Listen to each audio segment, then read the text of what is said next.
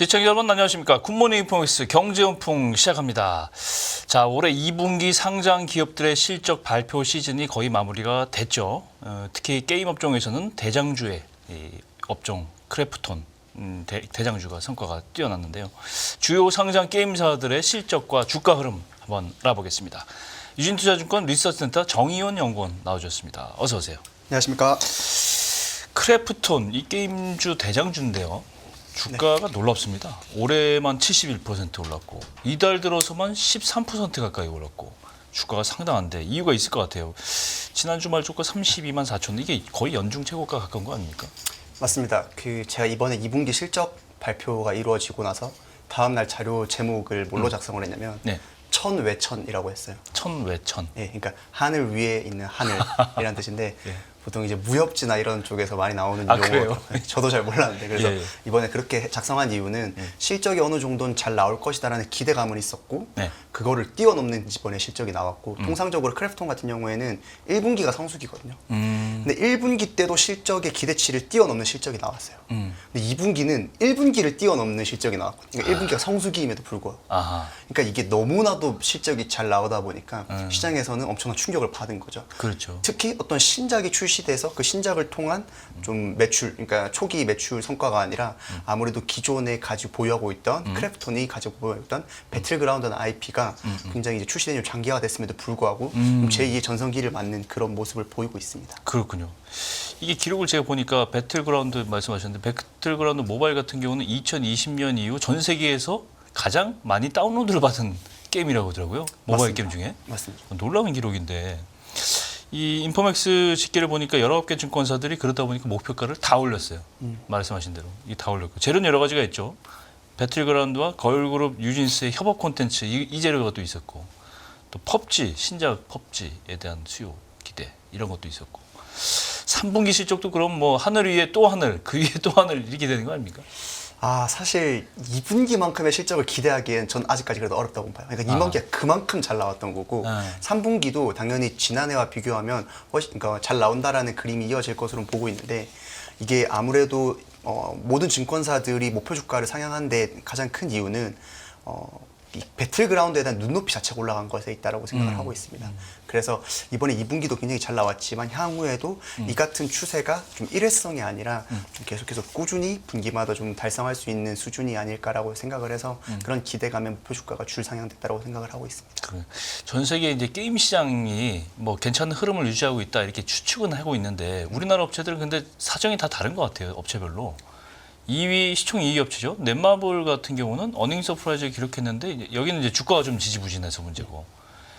지난 보니까 기록을 보니까 실적 발표 다음 날이 9일이었는데 그날 굉장히 많이 떨어졌어요. 10% 이상 떨어지고. 아직 한때 이 종목은 15만 원 이상까지 갔지 않았어요? 지금 주가가 5만 8천 원?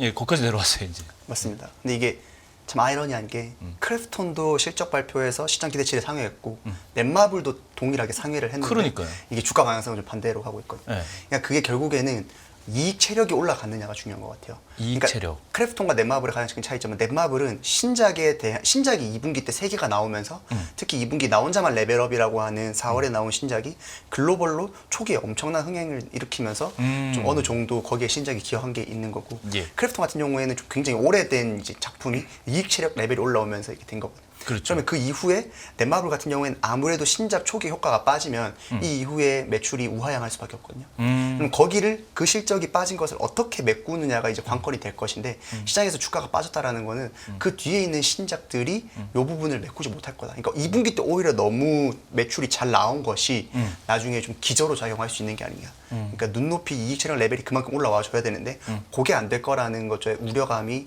이제 넷마블에 좀 작용을 한 것이 있고 밸류에이션적인 측면에서 봤을 때도 크래프톤은 아무래도 주가가 좀 굉장히 많이 이익 기여도에 비해서는 주가가 많이 빠져 있었기 때문에 그런 부분들이 오히려 더 주가 반등에는 좀 차이가 났지 않았나 이렇게 생각을 하고 있습니다. 제품의 어떤 지속력이나 인기력 이런 것들이 얼마나 지속될지 이런 것들에 대한 신뢰 뭐 이런 문제군요. 맞습니다. 그렇군요. NC 소프트 주가는 근데 실적은 간신히 이제 적자를 변한 게 나왔어요 2분기에. 근데 주가는 괜찮아요 또 반등을 하고 있고 한때 이게 워낙 낮았어요. 뭐 52주 최저가를 기록하기도 했었다가 이제 리바운드 하고 있는데 그나마 다행이긴 하네요. 재료가 좀 있었어요. 그 먼저 NC소프트, 넷마블, 뭐 나중에 말씀드린 카카오 게임즈도 그렇고 네. 좀 공통적으로 언급드리고 짚고 넘어가야 될 부분이 있는데 첫 네. 번째는 이제 국내 모바일 게임 시장이 굉장히 좀 2020년도 들어서면서 피크를 찍고 좀 많이 빠지고 있습니다. 아, 그러니까 특히 그 안에서도 2020년, 2021년, 2022년까지 국내에서 관통하는 트렌드는 MMORPG였거든요. 모바일 MMORPG. 특히 대표적으로 뭐 리니지, 뭐 오딘 이런 것 같은 MMORPG 게임들이었고 거기에서 자라던 국내 게임사들이 NC나 카카오 게임즈, 넷마블 같은 게임사가 되는데 예. 그 장르가 이제 점점 쇠퇴하고 아. 신규 유저 유입이 줄어들면서 실적이 굉장히 안 좋아지고 주가도 많이 빠졌어요. NC소프트도 그런 관점에서 봤을 때 리니지 외 IP의 부진이 되게 컸던 것 같아요. 그렇군요. 그래서 지난해 말에 TL이라고 하는 신작을 냈음에도 네. 불구하고 그게 흥행이 좀 실패를 하게 되면서 주가가 굉장히 안 좋아졌고 이번 분기 때는 사실 어느 정도 적자가 될 것이라는 시장의 어떤 전망치와는 다르게 흑자를 내는 데는 성공을 했어요. 그런데 그게 어떤 매출에서의 어떤 잘함보다는 비용 통제를 좀 더 시장 기대치보다 더 많이 했어요. 그러다 보니까 결국에는 이게 이 부분이 좀 반등하기 위해서 하반기에 주가가 반등하기 위해서는 매출을 어떻게 더 올릴 것이냐가 관건인데 아무래도 신작 모멘텀을 봤을 때 하반기보다는 아예 내년으로 가야 좀 기대되는 신작 모멘텀들이 가지고 있지 않을까 이렇게 전망을 하고 있습니다. 얼마 전 기사 봤더니 그 신작 출시가 좀 연기됐다 이런 얘기도 나오는 것 같은데. 그 아무래도 그 MMORPG에서 좀 많이 어려움을 겪다 보니까 뭐 캐주얼 게임들을 내고 있는데 이게 사실 사람이 또 하던 게 이렇게 있는데 그렇죠. 다른 것도 좀 하려고 하면 좀 밀리기도 하고 아무래도 좀 잘 하는데 어려움이 좀 있지도 사실이니까 그런 부분이라고 생각하시면 될 것 같습니다. 그렇군요. 시프트업, 이 시프트업은 사실은 유명한 업체이긴 한데 이제 상장은 이제 얼마 안 됐잖아요. 지난달 11일 그때 상장을 했는데 그때 이후에 이제 주가는 왔다 갔다 해요. 이제 신작 유명한 이 작품 보니까 뭐 IP들이 이제 승리의 여신 니케, 또 뭐 스텔라 블레이드 뭐 이런 것들이 있는데 2분기 실적 어떻게 나왔습니까? 2분기 실적은 4월에 나온 스텔라 블레이드가 이제 온기로 반영되면서 실적이 매출과 영업이익 모두 이제 큰 폭으로 상승을 했습니다. 네, 다만 이번에 2개월 동안 반영된 스텔라 블레이드의 판매량은 한 100만 장 정도로 추정을 하고 있고요. 그리고 영업 비용에서는 아무래도 인력이 좀 증가하기도 하고 또 스텔라 블레이드에 대한 그 성과급을 지급을 하면서 영업 비용에서도 좀 늘어났지만 어쨌든 매출과 영업이익 모두 늘어났습니다. 근데 다만 이제 시프트업 같은 경우에는 다른 게임사들과 차이점이 시프트업은 개발사거든요. 그러니까 다른 게임사들은 개발과 퍼블리싱을 같이 하는데 아무래도 개발만 하다 보니까 신작을 좀 빠르게 내는 데 있어서 다른 게임사들보다는 좀 불안한 부분이 있습니다. 그래서 시프트업도 결국에는 마찬가지로 하반기 때 신작들이 나와서 좀 그런 부분에서 주가의 반등을 좀 꾀야 되는데 네. 아무래도 지금 가장 빠르게 남은 신작 라인업이 내년도 초에 있는 중국으로의 지역 확장이 남아 있어요. 승리의 여신 니케의 지역 확장이 남아 있기 때문에 그때까지는 아무래도 좀 그런 신적 모멘텀이 부재하다라는 점이 주가가 좀 변동성이 최근에 큰 부분에 좀 크게 작용한 게 아닌가 이렇게 생각을 하고 있습니다. 그렇군요. 이까지 이 지금 말씀드린 업체들이 이제 시총으로 따지면 1, 2, 3, 4 업체고 펄러비스 이 업체는 검은 사막 재료들이 좀 있는 것 같아요. 독일 쾰른에서 열리는 뭐 글로벌 게임쇼 제임스컴 2024 여기서 이제 붉은 사막의 시험 버전을 최초 공개한다고 하는데 이게 굉장히 게임 보는 분들은 이거 굉장히 관심 있게 볼 것 같아요. 검은 사막이 워낙에 히트작이었기도 하고. 맞습니다. 독일의 그러니까 현지 시각으로 내일부터 열리는 이제 게임 쇼인데 글로벌 3대 게임 쇼 중 하나입니다. 그래서 이번에 펄어비스가 거기에 이제 참관해서 그 붉은 사막을 이제 출시를 하게 되는 거죠. 그런데 사실 펄어비스 주가의 가장 크고 거의 유일하다라고 할 정도의 모멘텀을 가진 게 사실 붉은 사막이거든요. 왜냐하면 기존에 있던 검은 사막이나 EVIP가 워낙 장기화됐고 실적 변동성도 그렇게 크지가 않기 때문에 아무래도 붉은 사막 하나로 이제 주가가 좀 많이 왔다 갔다 하는 모습을 보이고 있습니다. 그래서 이번에 붉은 사막 같은 경우에 아무래도 펄어비스 주가가 올해 연초까지만 해도 쭉 안 좋았던 이유도 중 하나가 붉은 사막 개발이 계속해서 연기가 됐어요. 그러니까 출시가 이제 좀 지연되고 이러다 보니까 주가도 좀 지지부진했었는데 이거 뭐 자체 엔진 사용한다고 뭐 그렇게 얘기를 하는 것 같은데. 맞습니다. 이게 펄어비스 같은 경우에는 이제 공용 엔진을 사용하는 게 아니라 뭐 얼리얼 엔진이나 공용 엔진 사용하는 게 아니라 자체적으로 개발한 엔진을 사용하고 있기 때문에 좀 장단점이 좀 명확하죠. 그런데 이번에 이제 내일부터 열리는 게임스컴에는 유저 시연을 할 수 있을 정도로 게임을 출품을 한다라는 거예요. 그러니까 유저가 시연할 수 있을 정도가 되려면 어느 정도 개발 진척도가 꽤 높은 수준으로 완료가 돼야 되기 때문에 예. 시연이 이제 가능한 것이기 때문에 좀 시장에서의 기대감은 첫 번째로는 이제 출시가 또 한 번 다시 연기되거나 그럴 가능성은 높지 않겠구나. 이게 첫 번째가 있고, 두 번째는 이렇게 굉장히 좀 공을 들여서 오랫동안 개발해온 만큼, 특히나 자체 개발 엔진을 통해서 개발해온 만큼 게임스컴에서 좋은 유저 반응을 이끌어낸다라고 하면 신작에 대한 기대감이 또 한 번 커지는 것이 아니냐. 그래서 요 두 가지가 최근에 주간에 좀 많이 작용을 한 것 같고, 결국엔 중요한 것은 앞에 있는 두 가지가 좀 충족하는 것과 별개로 출시 시점이 언제쯤 확정이 되느냐가 좀 중요할 것 같아요. 그렇죠. 그래서 지금 현재 시장에서는 내년도 상반기로 좀 러프하게 좀 전망을 하고 있는데, 이 부분이 회사에서 좀 더 컬러를 주거나 좀 더 확정적인 이게 코멘트가 나오면 좀 주가에 좀 더 긍정적으로 볼 수 있지 않을까 생각하고 있습니다. 게임스컴은 안 가세요? 독일 네. 너무 멀어가지고. 지금 정영곤님 말씀하신 이 게임들 대부분 다 해보셨습니까 혹시? 저는 그러니까 직업적으로 하는 게임이 있고, 네. 제가 즐기기 위해서 하는 물론 게임인데, 그렇죠. 네, 근데 제가 즐기는 게임은 이제 평상시에 이제 여가 시간에 하는 거고, 직업적으로 하는 게임은 일부러 사실 한번 해봐야 될 것 같아요. 예, 출시가 되면 숙제처럼 하는 거죠. 그래서 들어가서 게임을 즐긴다기보다는 좀 공부를 합니다. 그렇죠. 이건 요렇게 짰구나, 아니면 BM을 요렇게 짰구나 하고, 아니면 유튜브 들어가서 이제 보통 리뷰들이나 이런 것들도 같이 살펴보고. 즐기는 건 뭐 하세요? 실례지만. 저는 뭐 제 또래 비슷하게 뭐 롤 하거나, 롤. 예, 이렇게 하고 있습니다. 그렇군요. 카카오 게임즈 참 이 카카오 게임즈 실적 보니까 진짜 뭐 이게 숫자가 제가 잘못 읽었나 했어요. 영업이익이 1년 만에 10분의 1이 돼 버렸어요. 이건 어떻게 된 겁니까, 도대체? 카카오 게임즈도 결국 2021년에 오딘이라고 하는 IP가 데이트를 치면서 그렇죠. 주가가 엄청 좋았는데, 네. 지금 카카오 게임즈를 바치는 게임 중에 오딘 말고는 찾아보기가 힘들어요. 그러네요. 다시 말하면 오딘을 제외한 신작들이 그렇게 장기적인 흥행으로 가지 못했다라는 것이 문제점인 것 같고, 그러다 보니까 실적과 주가 모두 우하향하는 게 있었습니다. 그래서 결국엔 그 오딘과 함께 좀 더 매출을 지탱해줄 만한 신작이 나와야 되는 부분이 있는데, 그게 안 되다 보니까 신작에 대한 기대감마저 점점 없어지는 거죠, 시장에서. 그리고 추가적으로 카카오 게임즈 같은 경우에는 게임 부문 사업 뿐만 아니라 기타 부문의 사업 부문도 있습니다. 기타 부문의 사업 같은 경우에는 스크린 골프 사업인 카카오 VX, 그렇죠. 네, 그리고 스마트 헬멧 사업인 이제 세나 테크놀로지가 아무래도 한창 이제 골프 좀 붐이 일고 이럴 때는 실적이 좋았는데, 이게 또 꺼지니까. 1년 만에 좀 꺼져버리고 하다 보니까 이게 실적에도 더 부담으로 작용을 하고 있습니다. 그렇군요. 미래의 전설로 유명하죠. 위메이드. 예, 이게 악재가 좀 있는 것 같은데, 장형국 전 대표가 불구속 기소됐고 대표 교체돼 버렸잖아요.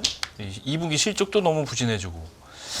근데 이걸 이제 신작 미래의 전설 2가 이제 나온다 그러는데, 여기에 좀 기대를 해볼 만한 거 아닌가, 그렇게 기대를 하기도 할 수도 있는데, 이건 어떤 상황으로 돌아가고 있습니까 지금? 사실 제가 커버를 하고 있지 않기 때문에 위메이드를 언급하는 게 좀 조심스럽긴 한데, 아무래도 위메이드가 지속적으로 그러니까 미뤄왔던 사업 방향성은 이제 코인 생태계, 위믹스라고 하는 코인 생태계와 예, 이제 본인 자사의 신작들을 결합을 해서 좀 더 그런 생태계를 갖추겠다라고 하는 건데, 이게 문제가 뭐냐면 코인의 변동성이 너무 크다 보니까 게임의 경제 시스템까지 좀 침해를 하고 있다라는 것이 문제입니다. 그러니까 보통 이제 국가도 그렇고 게임도 그렇고 게임 시스템 내에서 경제 시스템, 화폐의 안정성이 되게 중요한 역할을 하거든요. 근데 외부 화폐인 위믹스의 이제 이런 변동성이 너무 크다 보니까 게임성까지 이게 영향을 미치고 있는 거죠. 그래서 지금도 보면 위믹스의 어떻게 보면 가격 변동성이 굉장히 크기 때문에 그런 관점에서 봤을 때 게임을 잘 만드는 것도 첫 번째 숙제이긴 한데, 이 코인 생태계의 이 안정성을 어떻게 또 가져오느냐도 좀 중요하거든요. 근데 사실 그거는 위믹스뿐만 아니라 대부분의 코인들이 다 가지고 있는 숙제이기 때문에 이를 좀 풀어내야지만 위메이드도 실적적으로나 추가적으로 좀 더 반등을 할 수 있는 여지가 있지 않을까 생각하고 있습니다. 코인 쪽에도 영향을 받는 이슈가 있군요. 이게 위메이드 보니까 뭐 이 MMORPG, 이게 대규모 다중 접속 네. 온라인 롤플레잉, 이거를 많이 강조를 하곤 했었는데, 이 부분은 좀 얘기가 좀 되는 게 더 없어요? 그러니까 아무래도 그러니까 리니지나 오딘처럼 많은 사람들이 들어와서 경쟁하고 이제 치열하게 하다 보니까 상대적으로 다른 게임 비해서 경제 시스템이 훨씬 더 크게 이루어집니다. 생태계가 커야 되겠죠. 네. 그래서 아이템 가치 하나도 굉장히 높고, 유저들이 이제 지갑을 열어서 이제 과금을 하는 규모도 굉장히 크거든요. 그냥 그러다 보니까 그만큼 경제 시스템이 되게 중요해요. 화폐 안정성이라든지. 근데 그게 오히려 위믹스를 통해서 유동성을 공급시키겠다라는 것이 원래 위메이드의 이제 사업 전략이었거든요. 이게 현금화도 되고 현금이 현금에서 그렇지. 왔다 갔다가 좀 쉬우면 게임의 몰입도가 강해질 것이다라는 게 있었는데 아무래도 위믹스의 가격 변동성이 너무 커져 버리다 보니까 오르거나 내림이 너무 커져 버리니까 게임을 즐기러 들어오는 사람보다는 좀 더 돈을 벌려 들어오는 사람들이 많고 그 블록체인 때문에 네. 그 하나 때문에 그러다 보니까 화폐 가치가 떨어지면 게임보다는 그냥 이탈하는 유저가 훨씬 많아집니다. 그런 문제점들이 있어요. 그렇군요. 게임업계는 말씀하신 대로 지금 지난해부터는 사실 좀 살짝 꺾이는 느낌이에요. 그죠? 경기 방어 예전에는 이제 사실 게임주 그러면 경기 방어주 경기 방어주로 인식되고 했는데 기존 게임의 인기는 시들한데 신작 출시는 좀 약간 지지부진하고 약간 앞으로 좀 봐야 되는 시간 텀이 이제 있어야 되는데 하반기를 그러면 좀 기대해 볼까 하는 생각도 드는데 어떻게 보세요? 지금 현재 시점에서 국내 게임사들은 좀 체질을 변환시키는 과정이라고 보고 있습니다.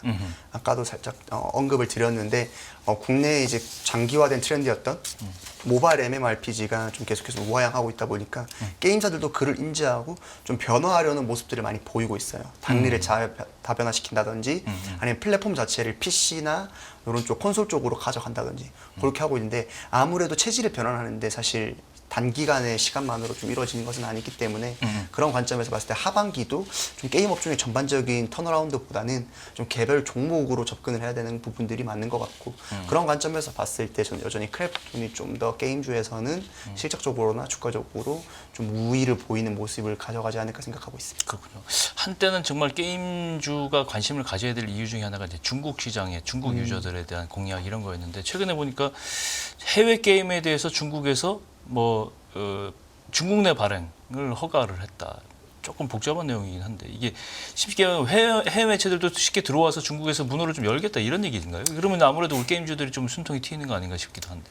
그러니까 우리나라 같은 경우에는 해외에서 게임이 우리나라에도 서비스 하려 하면 크게 제약이 없어요. 물론 검열이 아닌 좀 검사 같은 거 하긴 하지만 그냥 들어와서 언제든지 서비스 할 수 있는데 중국은 그게 안 됩니다. 검열을 다 일일이 다 하고 무조건 게임의 허가를 받아야 되고 그 허가를 내준다라고 하는 걸 외자 판호 발급해준다라고 하는 거거든요. 아하. 그러니까 중국은 그렇게 해서 외자 판호를 무조건 발급받아야 되는데 네. 우리나라가 한한령 이후에 우리나라가 판호 발급을 굉장히 오랫동안 못 받았어요. 다 막아버렸군요. 네, 근데 최근 1년 전부터 조금씩 좀 풀어주는 분위기가 나왔는데 아무래도 중국 게임에서 좀 성공하는 것이 과거랑은 좀 색깔이 달라졌어요.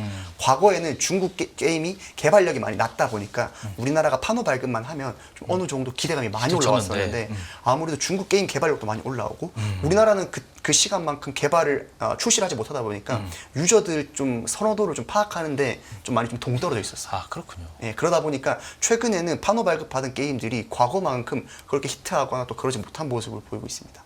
그래서 물론 판호 발급 받았다라는 거는 그만큼 큰 시장에 진출하기 때문에 기대적인 요소로는 작용할 수 있지만 과거처럼 그렇게 좀 맹목적으로 좀 이익을 좀 기대하기에는 좀 더 조심스럽게 접근해야 되는 부분도 있다고 말씀을 드리고 싶습니다. 그렇군요. 한한령도 한한령이지만 중국이 한한령을 빗대서 사실 자국의 게임 산업을 좀 약간 보호하고 육성하기 위해서 시간을 버는 게 아닌가 그런 생각도 드는데 전 세계 그 게임 규모가 280조로 제가 알고 있는데 280조 중국 비중이 상당하잖아요, 그죠? 맞습니다. 이 시장은 뭐 어떻게든지 뚫고 들어가는 시장인데 중국이 이렇게 정말 정책적으로 이렇게 배려를 탁 치고 있으니까 이 부분은 뚫어야 될 숙제가 아닌가 싶습니다. 네, 오늘 여기까지 할까요? 예, 유진투자증권 리서치센터 정의은 연구원님과 함께 게임 산업 얘기 한번 해봤습니다. 오늘 말씀 고맙습니다. 감사합니다.